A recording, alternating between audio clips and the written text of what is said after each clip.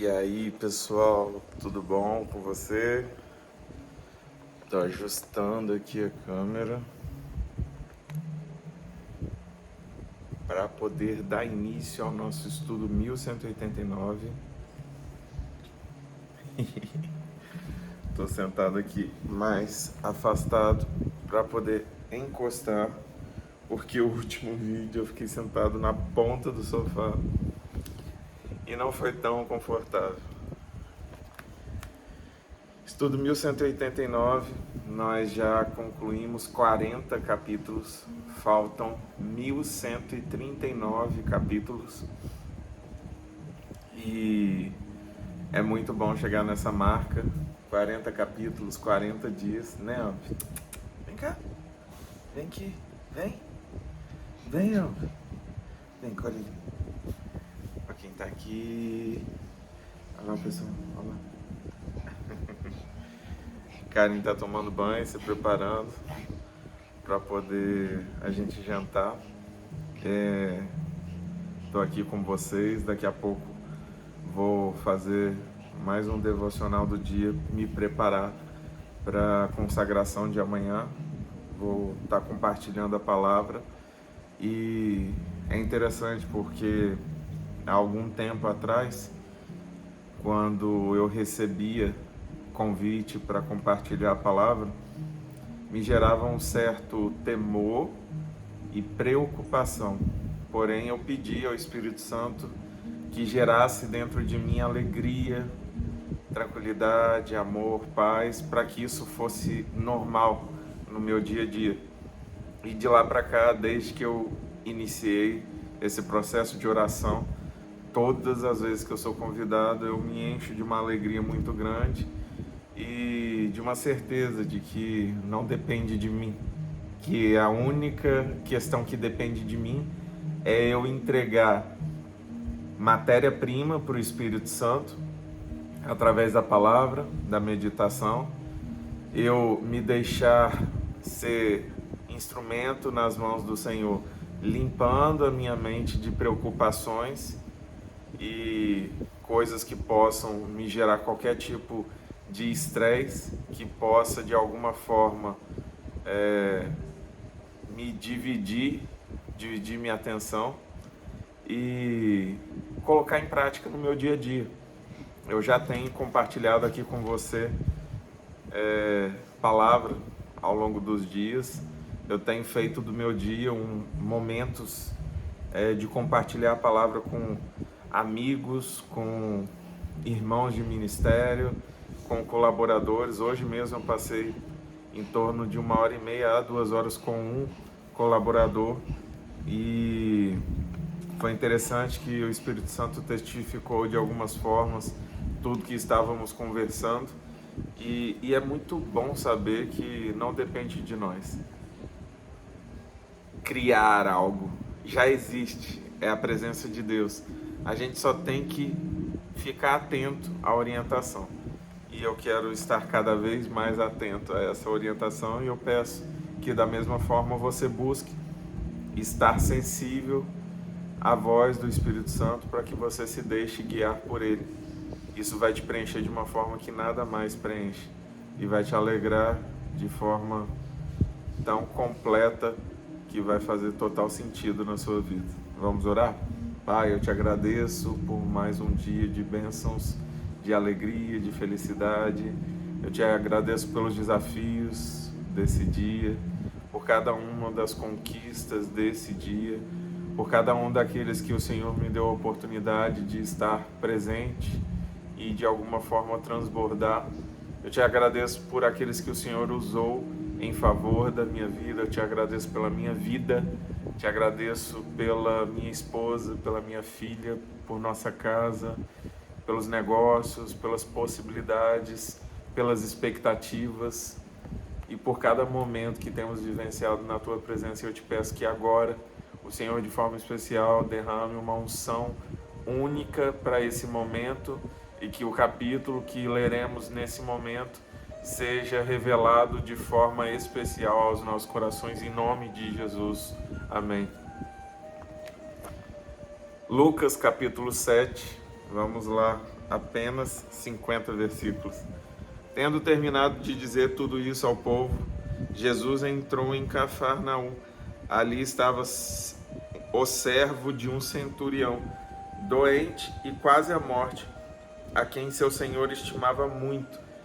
Ele ouviu falar de Jesus e enviou-lhe alguns líderes religiosos dos judeus, pedindo-lhe que fosse curar o seu servo. Chegando-se a Jesus, suplicaram-lhe com insistência: este homem merece que lhe faças isso, porque ama a nossa nação e construiu a nossa sinagoga. Jesus foi com eles. Já estava perto da casa quando o centurião mandou amigos dizerem a Jesus: Senhor, não te incomodes, pois não mereço receber-te debaixo do meu teto. Por isso nem me considerei digno de ir ao teu encontro, mas dize uma palavra e o meu servo será curado. Pois eu também sou homem sujeito à autoridade, e com soldados sob o meu comando. Digo a um: vá, e ele vai, e a outro: venha, e ele vem. Digo ao meu servo: faça isto, e ele faz. Ao ouvir isso, Jesus admirou-se dele e, voltando-se para a multidão que o seguia, disse: eu lhes digo que nem em Israel encontrei tamanha fé. Então, os homens que haviam sido enviados voltaram para casa e encontraram o servo restabelecido. Eu já li essa passagem e agora me saltou aos olhos algo muito especial, porque eu percebi que não foi o centurião que veio à presença de Jesus. Ele enviou os líderes religiosos que ele conhecia para poder pedir, interceder em favor dele. E isso é muito, muito legal de ver, porque Jesus corresponde àquele chamado, mas em algum momento chega outro recado: Jesus, nem precisa vir até aqui. Eu sei que se o Senhor falar, vai acontecer. E ele estava pedindo em favor de um servo dele. Então esse homem, ele era diferenciado. Alexa, próxima. Alexa está empolgada. Então, esse centurião, um líder, né? Vamos dizer, uma patente, né? Do exército daquela época de Roma. Eu não sei quantos homens estavam debaixo do comando dele, mas se você fizer uma pesquisa rápida, você consegue identificar. Ele tinha um grupo de homens que deviam obrigação, deviam ordem a ele. O vento está oscilando o celular, se der uma tremidinha é o vento. E ele estava preocupado com um dos servos dele, ele pediu ajuda e ele reconheceu a autoridade de Jesus. Tantos aprendizados em um único trecho. Um homem humilde, um homem caridoso, que tinha compaixão pelas pessoas, que havia construído uma sinagoga, respeitava as práticas religiosas do povo hebreu e tinha amizade com os líderes religiosos, tanto que esses intercedem por ele. Então, um homem cheio de qualidades e que foi reconhecido por Jesus como um homem com tanta fé ao ponto de não ter sido encontrado outro com uma fé tão grande quanto ele em Israel. E isso é muito lindo, é um grande elogio. Então esse centurião não foi na presença de Jesus, ele pediu que outros fossem. É algo a ser ressaltado. Continuando, logo depois Jesus foi a uma cidade chamada Naim, e com ele iam os seus discípulos e uma grande multidão. Ao se aproximar da porta da cidade, estava saindo o enterro do filho único de uma viúva, e uma grande multidão da cidade estava com ela. Ao vê-la, o Senhor se compadeceu dela e disse: não chore. Depois aproximou-se e tocou no caixão, e os que o carregavam pararam. Jesus disse: jovem, eu lhe digo, levante-se. O jovem sentou-se e começou a conversar, e Jesus o entregou à sua mãe. Todos ficaram cheios de temor e louvavam a Deus. Um grande profeta se levantou entre nós, diziam eles. Deus intervém em favor do seu povo. Essas notícias sobre Jesus espalharam-se por toda a Judéia e regiões circunvizinhas. E não tem nem o que falar desse trecho, é algo tão precioso, tão único, que realmente é impressionante. Não foi apenas Lázaro que teve a alegria de ser ressuscitado. Outras pessoas passaram por esse processo único e esse menino foi ressuscitado por amor da mãe dele. E é interessante, né? Olha só, levante-se. Foi só isso. Jovem, eu lhe digo, levante-se. Ai, como é simples e a gente complica. Que você possa entender o nível da autoridade que está sobre a sua vida. Que eu consiga compreender isso. Porque se nós carregamos a presença do Senhor, e Jesus disse que nós faríamos coisas maiores do que as que Ele fez, isso é algo possível de ser realizado por nós. E se isso ainda não está acontecendo, algo precisa ser vencido dentro de nós. A nossa carne de alguma forma está nos impedindo de acessar essa plenitude, de vivermos experiências como essa. Que o Espírito Santo nos guie nesse processo de estarmos cada vez mais conectados com a presença de Deus, com a presença de Jesus e vivenciando momentos lindos como esse, imagina. Não para atrair a atenção, mas para viver o chamado, para viver o propósito, para cumprir com aquilo que foi nos dado como responsabilidade, porque esse trecho aqui é muito importante. Essas notícias sobre Jesus espalharam-se por toda a Judéia e regiões circunvizinhas.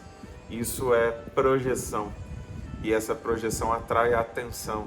E essa atenção, quando ela é canalizada para alguém que carrega a presença de Deus, pessoas são impactadas por essa presença, são transformadas, são curadas, são libertas e são salvas. E o inimigo não quer que isso aconteça.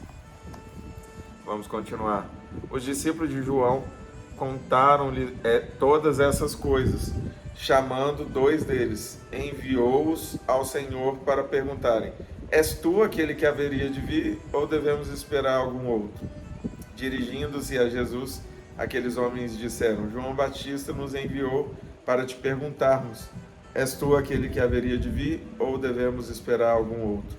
Naquele momento, Jesus curou muitos que tinham males, doenças graves e espíritos malignos, e concedeu visão a muitos que eram cegos. Então, ele respondeu aos mensageiros: Voltem e anunciem a João o que vocês viram e ouviram. Os cegos veem, os aleijados andam, os leprosos são purificados, os surdos ouvem, os mortos são ressuscitados, e as boas novas são pregadas aos pobres. E feliz é aquele que não se escandaliza por minha causa. Depois que os mensageiros de João foram embora, Jesus começou a falar à multidão a respeito de João. O que vocês foram ver no deserto? Um caniço agitado pelo vento? Ou o que foram ver? Um homem vestido de roupas finas? Ora, os que vestem roupas esplêndidas e se entregam ao luxo estão nos palácios. Afinal, o que foram ver? Um profeta? Sim, eu lhes digo, e mais que profeta, este é aquele a respeito de quem está escrito: enviarei o meu mensageiro à tua frente, ele preparará o teu caminho diante de ti. Eu lhes digo que entre os que nasceram de mulher não há ninguém maior do que João. Todavia, o menor no reino de Deus é maior do que ele. Eu preciso parar aqui porque é algo muito sério. João Batista, em algum momento ele se perdeu e ele estava preso, e ele manda esses discípulos até Jesus, e esses discípulos carregam uma pergunta: és tu aquele que haveria de vir, ou nós devemos esperar outro? Ou seja, João colocou em dúvida que aquele era Jesus. Mas aquela dúvida não estava naquilo que ele já tinha visto. Ele sabia que era Jesus. Ele estava tentando chamar a atenção de Jesus para a dor ou para a frustração dele por estar vivendo aquele momento triste. Por que a gente põe culpa em Deus quando as coisas dão errado? Por que a gente se comporta dessa forma? Somos muito frágeis. Nós nos deixamos levar por emoções. E o inferno sabe disso. Ele sabe que é só mexer na nossa estabilidade emocional que todo o resto vai perdendo o efeito. E que o Espírito Santo possa nos conduzir a termos controle emocional, para que não nos deixemos ser levados numa montanha russa de altos e baixos, de quando a gente está feliz, a gente quer servir, quer fazer tudo, e quer abrir e fechar a igreja, e quer pregar em todos os cultos, e quer celebrar, mas quando a gente está triste, a gente não quer falar com ninguém, a gente não quer ter contato com ninguém, e isso é uma instabilidade emocional que fica te conduzindo para cima, para baixo, para cima, para baixo. Que não permitamos que isso fique nos manipulando.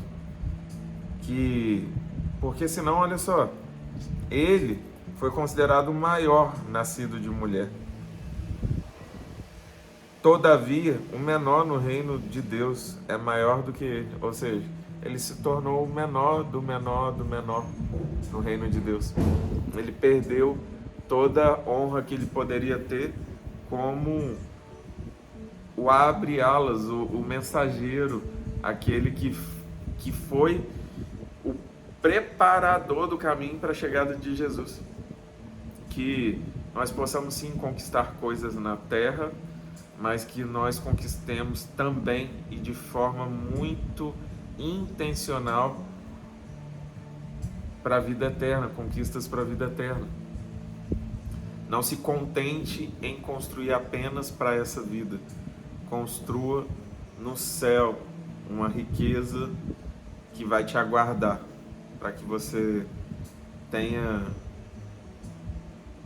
momentos únicos ao lado do Senhor. E é até engraçado, porque falar sobre isso é tão abstrato, né? E é por isso que nós não damos valor. Mas se numa vida onde nós vamos viver muito, muito, muito aí, vamos supor, nossos 80 anos, 90 anos, 100 anos, a gente dá tanta atenção para as coisas, imagina uma vida sem limites. Continuando. Todo o povo, até os publicanos, ouvindo as palavras de Jesus, reconheceram que o caminho de Deus era justo, sendo batizado por João. Mas os fariseus e os peritos da lei rejeitaram o propósito de Deus para eles, não sendo batizados por João. A que posso, pois, comparar os homens desta geração? Prosseguiu Jesus. Com que se parecem? São como crianças que ficam sentadas na praça e gritam umas às outras. Nós lhes tocamos flauta, mas vocês não dançaram. Cantamos um lamento, mas vocês não choraram. Pois veio João Batista, que jejua e não bebe vinho, e vocês dizem, ele tem demônio. Veio o Filho do Homem comendo e bebendo, e vocês dizem, aí está um comilão e beberrão, amigo de publicanos e pecadores. Mas a sabedoria é comprovada por todos os seus discípulos. Aqui, Alexa, próximo.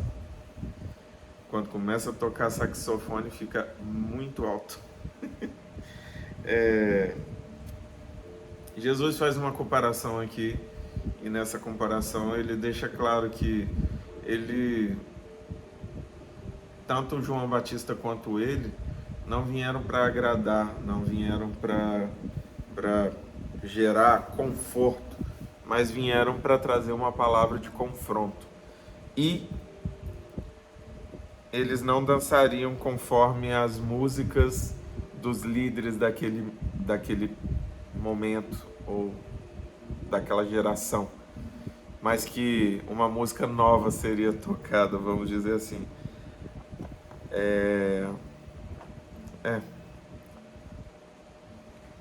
É muito complexo falar sobre determinadas partes, porque tem coisa que está muito claro, mas tem camadas em cima de cada um desses versículos. Que você possa pedir sempre ao Espírito Santo para te revelar algo pessoal.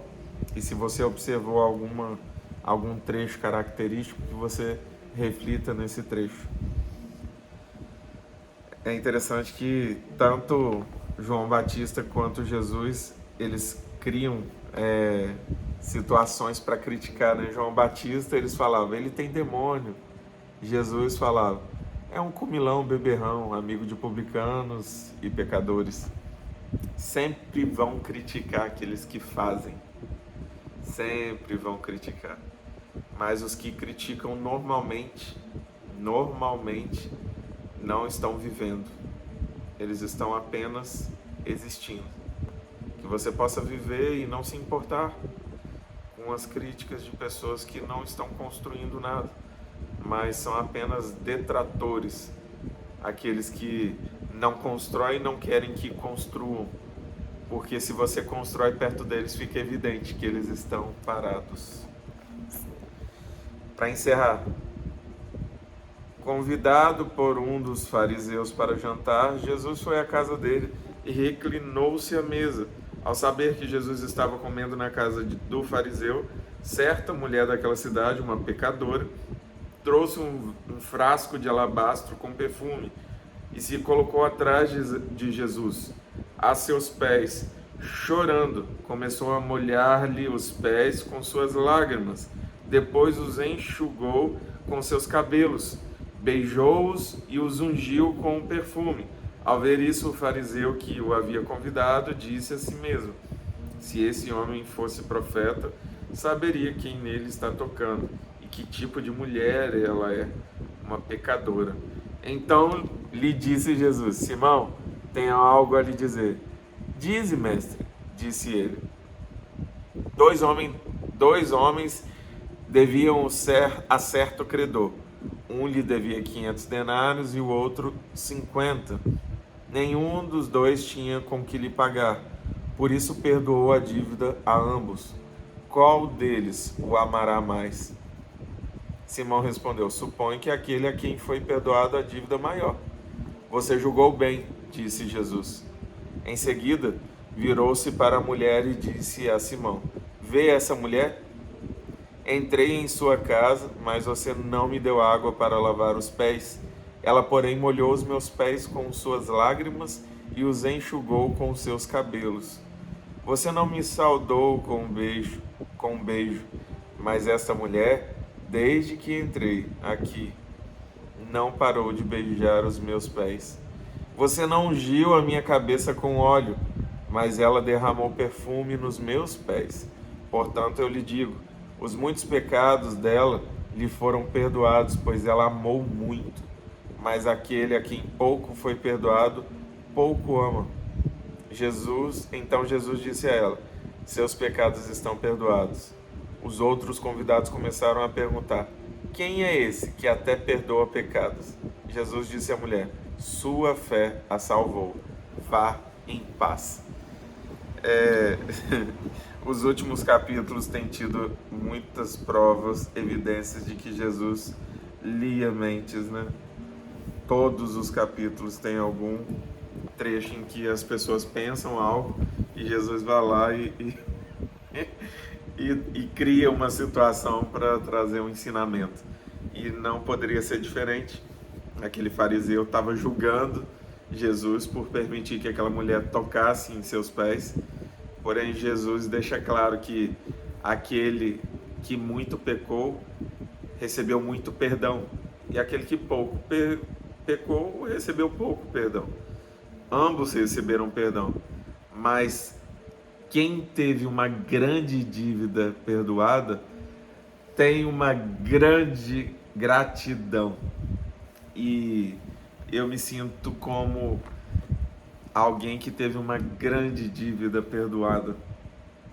E eu me sinto muito feliz por me entregar de corpo, alma e espírito na presença do Senhor, porque faz toda a diferença. Que você se entregue de corpo, alma e espírito, que você chore aos pés de Jesus, que você enxugue seus pés com os seus cabelos. Tô com o cabelo curtinho, cortei hoje, imagina.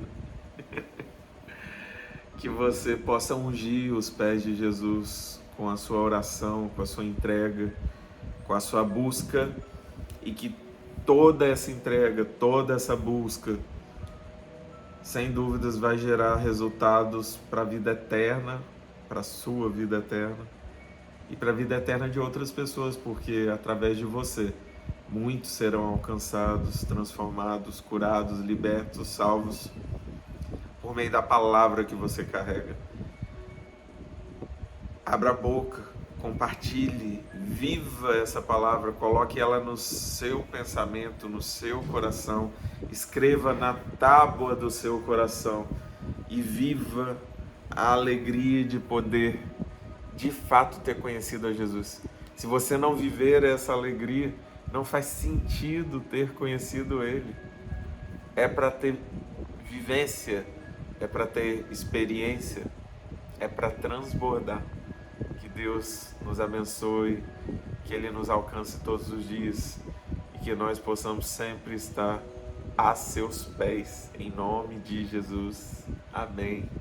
Curta, compartilha, se inscreva, ativa o sininho e leva essa palavra para muitas pessoas. Que você seja sal e luz. Um abração.